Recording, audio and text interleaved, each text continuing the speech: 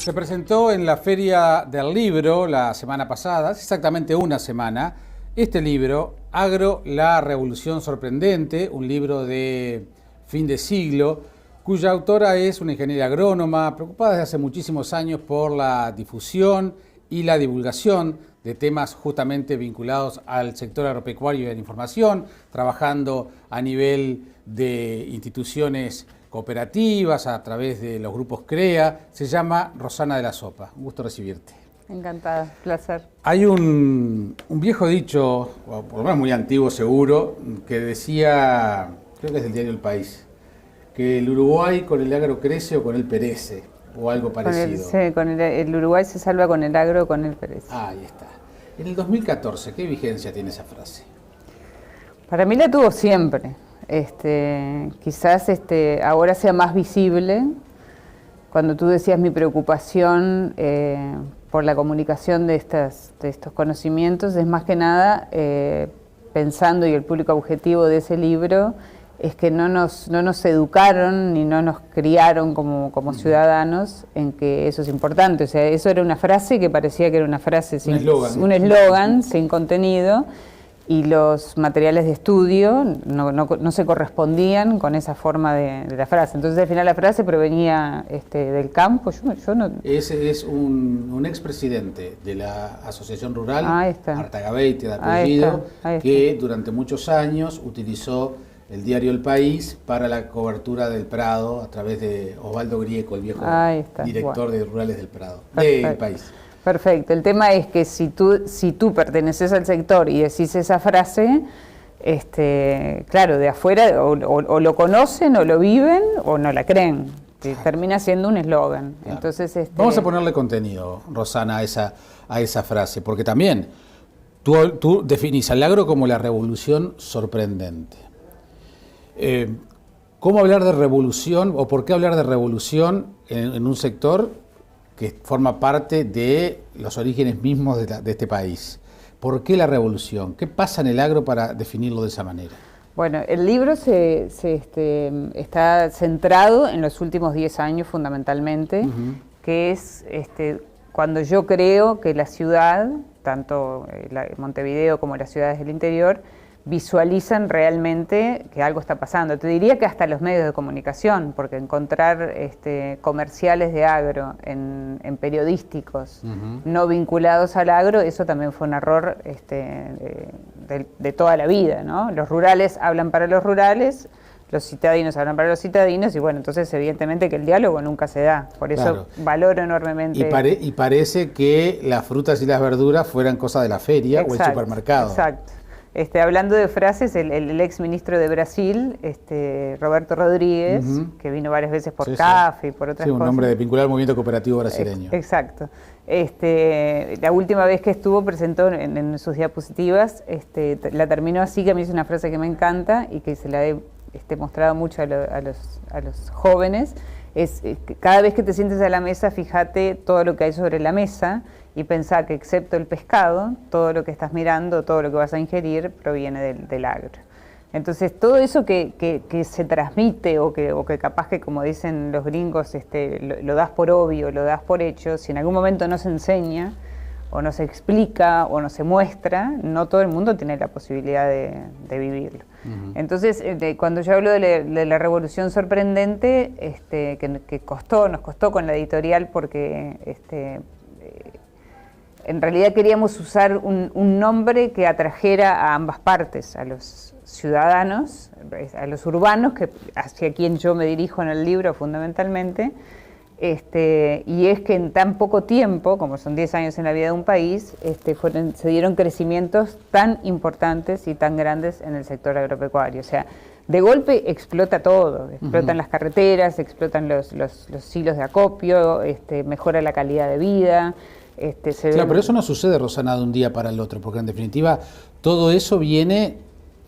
Yo no diría que hay una política de Estado en materia agropecuaria porque creo que no la hay, pero hay algunos sectores que se han manejado con mucha responsabilidad o con algunos criterios que trascienden, por ejemplo, los periodos de gobierno.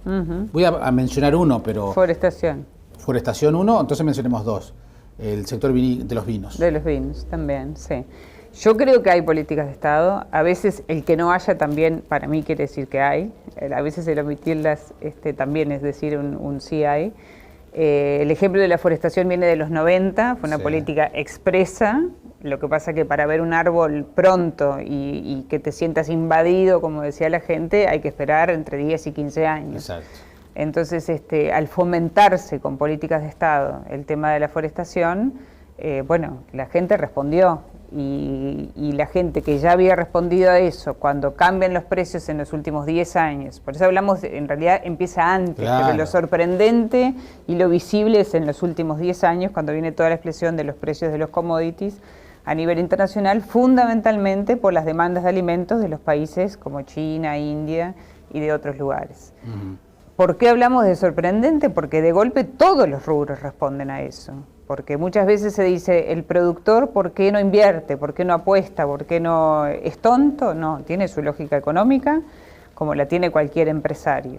Tema que veníamos de antes y de muchos años, de una ganadería extensiva, una estancia cimarrona, precios de productos que había que tener mucha escala. Cuando sucede todo esto en el mundo, que la población crece, a tasas exponenciales y se demanda mucho alimento y sobre todo proteína, pensando en soja y pensando en carne, bueno, esto produce que inmediatamente haya que responder invirtiendo, produciendo más, creciendo, porque el propio valor de la tierra que sube te pide que se produzca más. Políticas de Estado, ley de inversiones. En estos periodos es un aporte muy importante y en su gran mayoría estuvo utilizada por el sector privado. O sea que yo en el libro marco traté de que fuera lo más ameno posible, pero me pareció sumamente interesante ver la respuesta del sector privado a lo que fue el apoyo desde el gobierno para la ley de inversiones. Todo eso es lo que posibilita hablar de algo que sorprende, porque además si tú recorres el interior del país también ves que, y eso es una forma de ver al agro indirectamente, todas las ciudades están más lindas, el desempleo prácticamente no ocurre, las casas pintadas, construcciones nuevas, mejoras a todo nivel. O sea, el productor agropecuario ha sido un motor importante para adoptar todo eso que le ha venido. Ha habido un recambio también importante de mucho ingreso entre extranjeros y gente no vinculada al sector de antes que ve aquí oportunidades de negocio, porque el agro es un negocio más. Bueno, mencionaste la palabra extranjero, el concepto de extranjero, que en su momento fue casi que un punto de discusión muy grande a nivel político, la extranjerización de la tierra, de diferentes tiendas políticas, no necesariamente de la izquierda. Fue una bandera, por ejemplo, del ex senador Carlos Julio Pereira y de Wilson Ferrer Aldunate, todo en los 60, 70, el tema de la nacionalización de la tierra. ¿Cuánto ha cambiado eso y cuánto ha favorecido? ¿Es una idea que se ha superado? ¿Ya se asume que la presencia de extranjeros propietarios de tierras uruguayas ya es una realidad y bueno, hay que tratar de convivir con ella? Yo creo que dentro de todo esto que fue tan vertiginoso, tan rápido, y llevado, no importa el color de gobierno que sea, a la cultura uruguaya que es más lenta para, ¿no? Ya tenés como que se te cae todo arriba, y esto fue un poco así. No hubo tiempo, digamos, de estar preparado para el tema de si se puede comprar todo lo que quiere, de golpe el país podía estar vendido en un segundo, porque en realidad había plata en el mundo y había mucha gente que quería invertir en tierra siempre es algo que es seguro, y si todavía además podés producir lo que el mundo está demandando, era un negocio espectacular. Creo que eso se paró a tiempo, hay una cuota aparte, bueno, que está en manos de extranjeros. También yo defiendo, porque creo que defiendo el hecho que prefiero que un extranjero sea dueño de tierra y dé trabajo a muchos uruguayos y se produzcan producir, porque yo personalmente no conozco ningún caso donde sea casos de especulación y que allí no trabaja nadie ni se haga nadie. Bueno, y algo conoces, algo has recorrido. Y bueno, y he recorrido bastante, no soy la idónea, pero creo que me parece que está bien, y los países de la región lo han hecho, poner un coto a que bueno, el país no se puede vender. Eso me parece que es así, y creo que el tema, por otro lado, está laudado. Acabas de decir que mucha gente, o algunos productores, o los productores en términos generales, producen lo que el mundo demanda. Yo recuerdo que durante muchos años se decía que los productores agrícolas, agropecuarios uruguayos producían lo que le venía de familia, lo que le quedaba más cómodo, lo que tenían más a mano, lo que era la tradición en ese predio, etcétera, etcétera. Yo me acuerdo que durante la gestión del ingeniero Álvaro Ramos como ministro de Ganadería, él decía que si el mundo pide manzanas con una moña colorada o verde o la que sea, y queremos vender y queremos colocar nuestras manzanas, tienen que tener una moña verde o colorada, porque si no nos vamos a quedar con todas las manzanas amarillas que el mundo no necesita. Uh-huh. Y en aquel momento fue como un poco criticada esa idea, pero en definitiva es así. Si no producimos lo que el mundo no demanda, seguramente la quedamos. También, volviendo a la idiosincrasia uruguaya, es la resistencia al cambio y el tema de aceptar cosas que, sobre todo frente a la tradición, ¿no? Y a lo que venís heredando y a lo que sea mucho trabajo, y bueno, nos cuesta. De todas maneras, creo que se hizo muchísimo en eso. Yo soy gran defensora igual del productor uruguayo, ¿no? Justo pusiste el tema de la granja, que ha sido siempre, desde mi punto de vista, la cenicienta de los sectores por la heterogeneidad y porque todo se pone dentro. Lo que no es lechería, ganadería, agricultura y así forestación visible, va todo dentro de la granja. Y cuando me tocó a mí investigar para el libro, yo misma dije, socorro, esto es como inabarcable, ¿no? Sí. Y bueno, y ahí es según cada uno cómo pueden zafar. Nos mata ser un mercado chico. Por eso tenemos que mirar al exterior. Por eso tenemos que mirar afuera y... Pero también con las reglas de juego las ponen afuera, no las podemos poner nosotros. Las ponen afuera y bueno, y ahí va la escala, va las políticas de Estado, yo creo que se sigue trabajando con el tema de la granja y hay que convertirse en exportadores. Otro tema es el tema de la calidad. También, muchas veces, quizás para el mercado interno, bueno, no pasa nada si esta naranja está un poquito picada, marcha para el mercado interno, que esto que el otro, pero tenemos que saber que el mundo nos va a exigir mucha calidad. Uh-huh. Y al mismo tiempo entra naranja que no está picada de otros países, exacto, cada vez más fácil y más barata. Es lo triste, y bueno, entonces terminás mirando, por ejemplo, naranja chilena, por decirte algo, porque está mejor. Sí, hoy calidad y mirada hacia afuera son exigencias que no ineludibles. Y el productor uruguayo lo ha entendido eso. Y hoy ha cambiado, forma parte de esa revolución también, un cambio de cabeza. Un cambio de cabeza. Yo hago un gran homenaje al productor uruguayo, a las familias, a los que han sabido dejar su lugar. Hay mucha gente, veníamos de un agro muy endeudado, hay mucha gente que con gran humildad aprovechó la época de bonanza para vender su campo y que hoy siguen trabajando en el campo que es de otro, porque si yo compro tu campo, ¿qué mejor voy a querer que el que más conoce el campo? O sea, hay gente que quiere todo nuevo, pero hay gente que valora el que estuvo y que conoce cada rincón, y en general esos son extranjeros, ¿no? Uh-huh. Los que siguen manejándose con la gente que estaba. Entonces el que tuvo que saldar su deuda, el que no pudo adaptarse a la exigencia de lo que venía, el que estaba veterano de edad, porque nuestro campo tiene el tema ese de la transferencia generacional importante, porque hay muchos hijos que no quieren, uh-huh, o no les gusta, o vieron sufrir o mucho sacrificio de sus padres, o que hoy el mundo y la ciudad demanda una cantidad de otras cosas que el campo aún no tiene. O sea, siguen habiendo lugares que llegar es difícil, siguen habiendo caminos vecinales que son difíciles, y la ciudad, viste, que cada vez más es más tecnología, más atractivo, más grande. Y más grande. Bueno, recién veíamos un informe en El Observador justamente de lugares sin agua, hace algunas semanas lugares sin luz. Arroyos que se siguen creciendo. Sí, exacto. Y somos un país chiquitito así, ¿no? Entonces, sí habrá que pensar esas cosas, pero este libro está pensado para la gente de la ciudad, para que conozca el campo. Sí, yo creo que el haber puesto agro tan grande me deja, si la editorial me escucha, capaz que se enoja conmigo, pero me deja no importa, pero está bien. Pero deja un sabor que es solo para los del agro. Bueno, está, pero todo lo contrario. Estamos diciendo que no lo es. Pero a lo que voy es lo siguiente, para muchos el Prado, la rural del Prado, es su único contacto con el campo. ¿Qué tan fiel es el Prado para conocer lo que es el agro uruguayo? ¿Vos me vas a hacer pelear con todo el mundo? Creo que el Prado tiene su lugar. Es un paseo, es un paseo montevideano. Es un paseo. Partamos de esa base, Sí, para que veas que te ayuda. Es un paseo. montevideano. Pero y es un esfuerzo grande. Ahí va. Cada vez más creativo, porque cada vez involucra más las distintas partes. Si tú quisieras ir como ciudadano, como urbano, digamos, a aprender, yo diría, no es el mejor lugar. Si quisieras llevar a los chicos de la escuela, porque después el liceo ya no te dan bolilla, podrías decir, es un lugar para ver animales, para ver maquinaria, para tener una idea.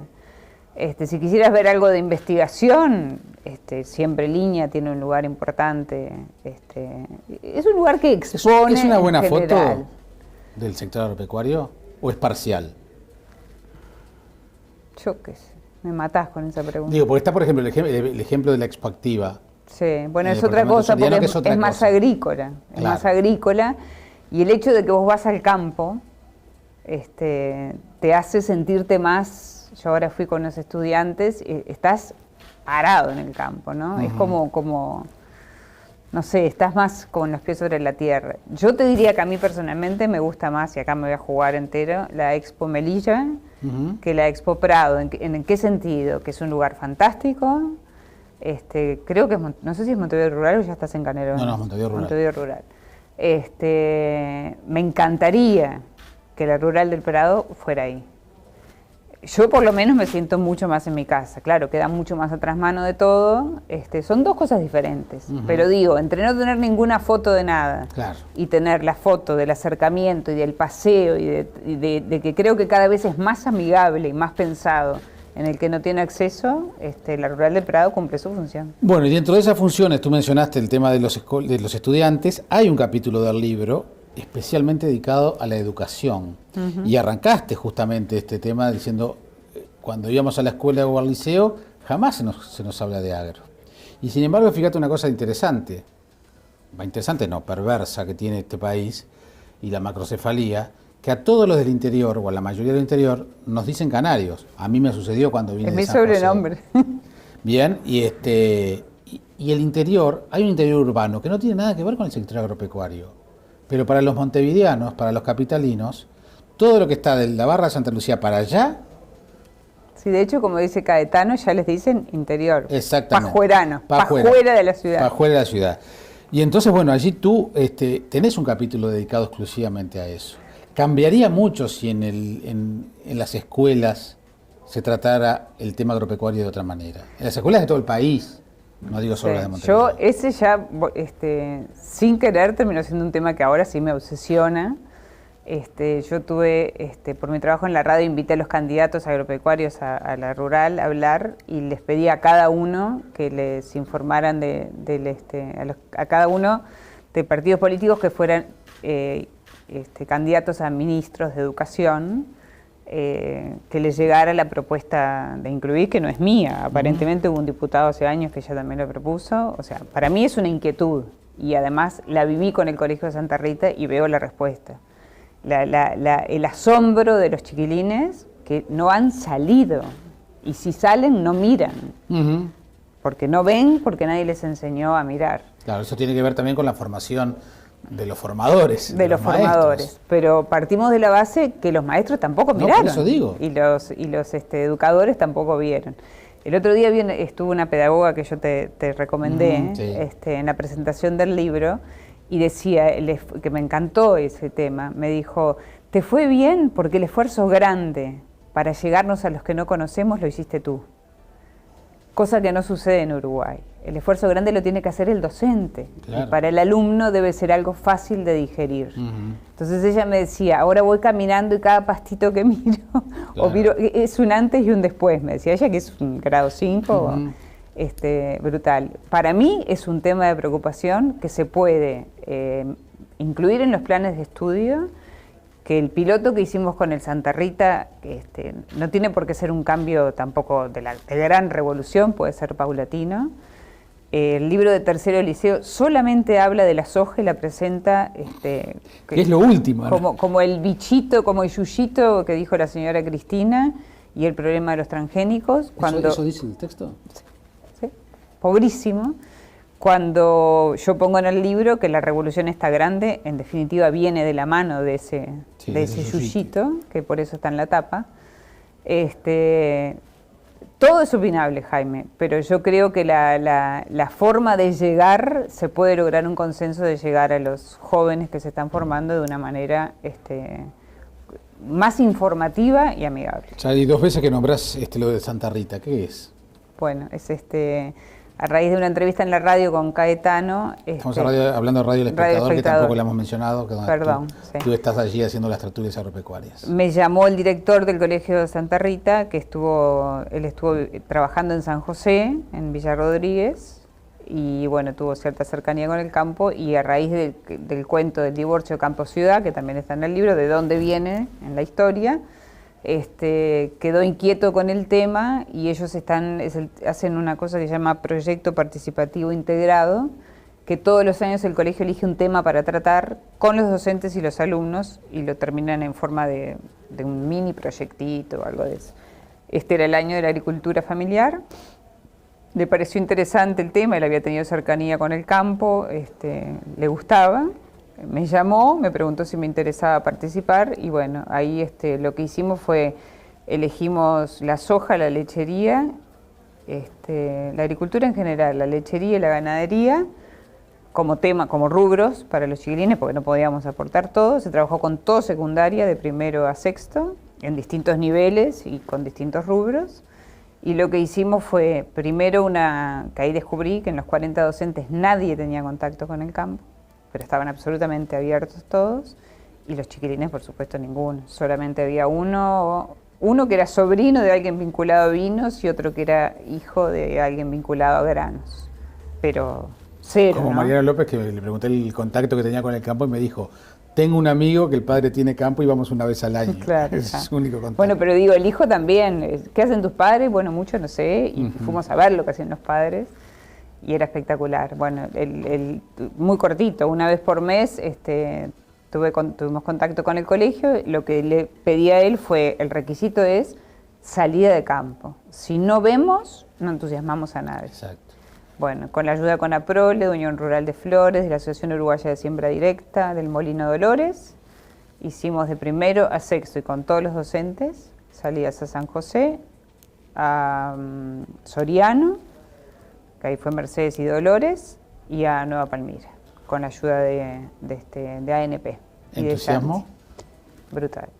Para todos, un antes y un después. Para los chiquilines, entre la mezcla de que el ómnibus y el coso y el paseo y la salida de la rutina, les cambió. El director me dijo, pruebo la primera salida y te cuento. Y me dijo, tenés toda la razón del mundo, porque vieron ordeñar, hablaron con la gente.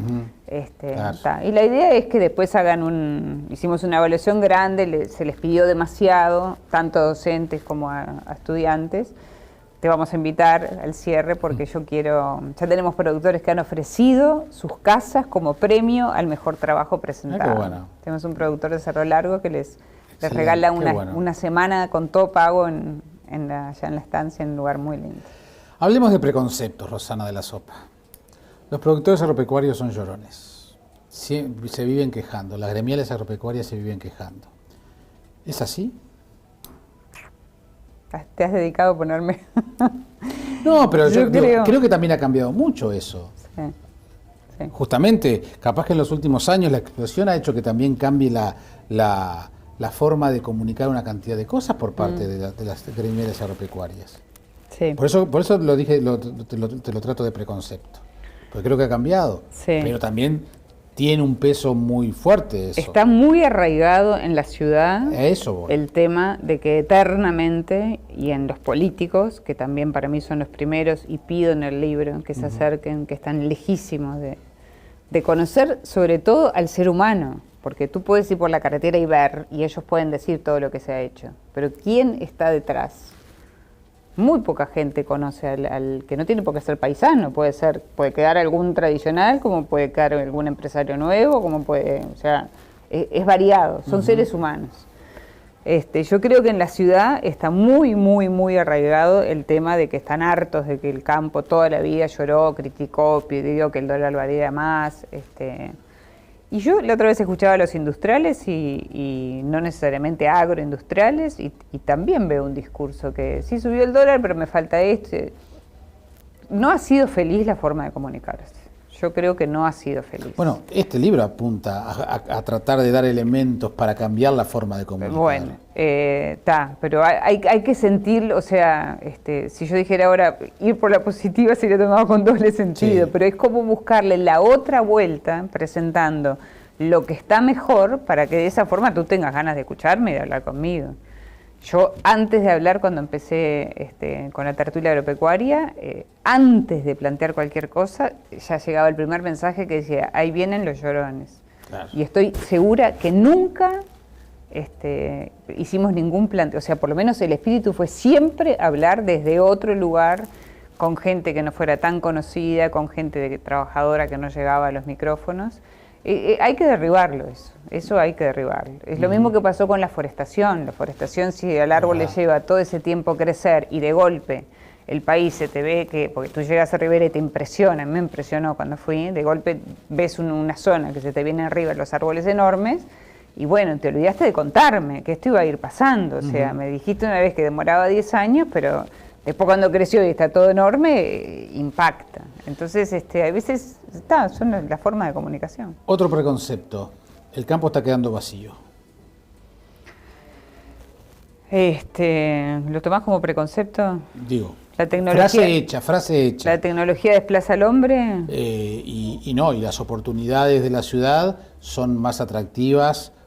Hoy hablabas del tema de la transferencia generacional que no se da, es decir, por muchos motivos la gente no se afinca en el campo y está viniendo a las ciudades. Muchas veces aumentando los cinturones, los asentamientos, o no necesariamente, pero no sé si es un preconcepto o es una realidad. Sí, hay gente que dice que es más barato que se subsidia al productor para que se quede, que el Estado subsidia al productor para que se quede donde está, como hacen en Europa, que venga a las ciudades y no tenga trabajo o alimente cinturones.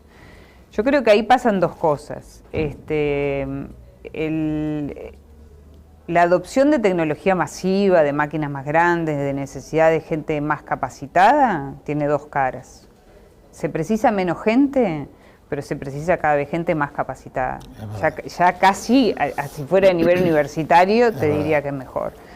Yo yo tengo 50 ahora, conversaba con colegas que están en los 30 y poco ahí, ¿no? Yo decía, si a mí me hubiera tocado esa época, entre los 25 que te recibís y eso, de vivir y poder salir de Montevideo, gente más montevideana, si querés, o cuyas mujeres o maridos al revés tienen trabajos en la ciudad. La oportunidad más maravillosa de irse a vivir al interior, para alguien vinculado con el agro, es en esta época, en estos tiempos, ¿no?, de desafíos.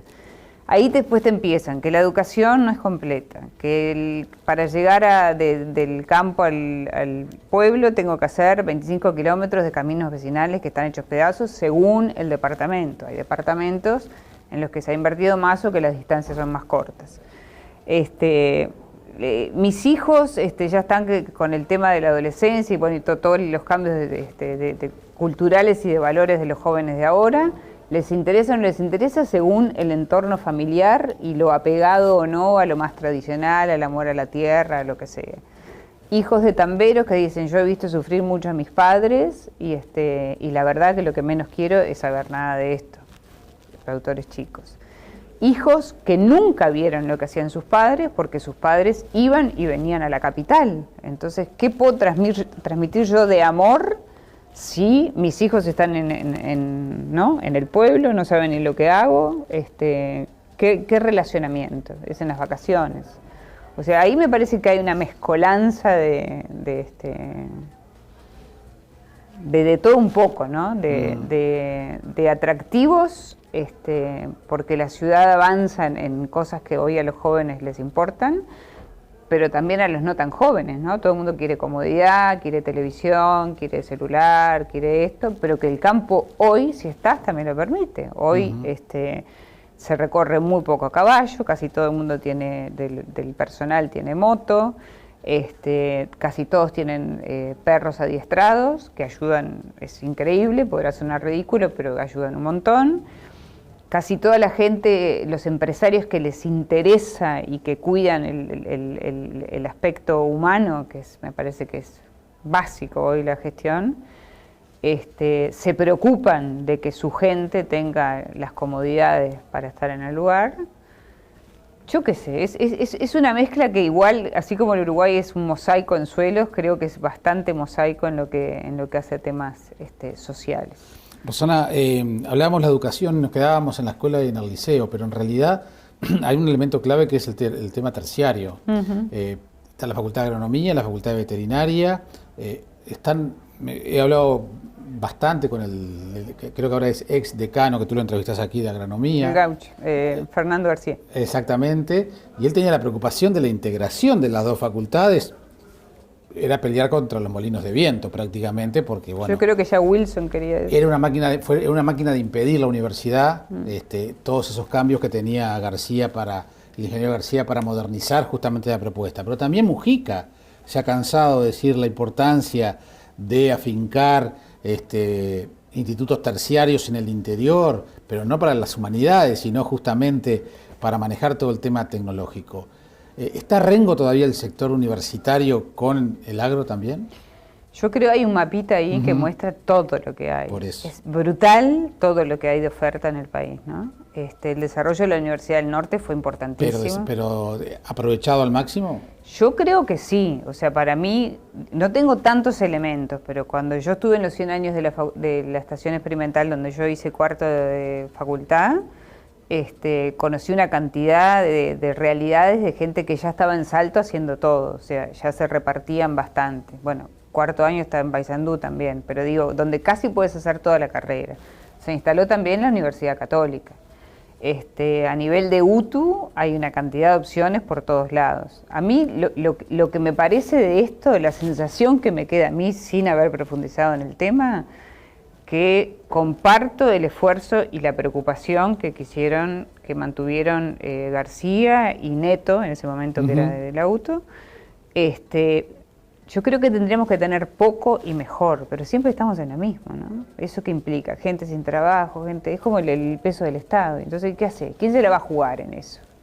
Eso es lo que me parece a mí. Oferta sobra. Acá lo que tendríamos que hacer es brillantes y que exista la competencia es bueno para obligar a los demás y al mismo tiempo y complementarios, ¿no? El consejo es, en este momento son la 1:10, seguramente muchos pueden estar almorzando pensando en el almuerzo, miren alrededor entonces todo lo que tienen que llega del campo. Tú dijiste que el ejemplo de Rodríguez era menos el pescado, pero en realidad en Uruguay es Ministerio de Ganadería, Agricultura y Pesca. Así que todavía eso, en este país todo proviene o es administrado por el mismo sector. Y bueno, y a partir de allí entonces, para tener conciencia de eso, está este libro, La Revolución Sorprendente, de Rosana de la Sopa, para enterarnos más y mejor de lo que sucede en el sector agropecuario. Gracias por venir, Rosana. Ha sido un gusto recibirte. Muchas gracias.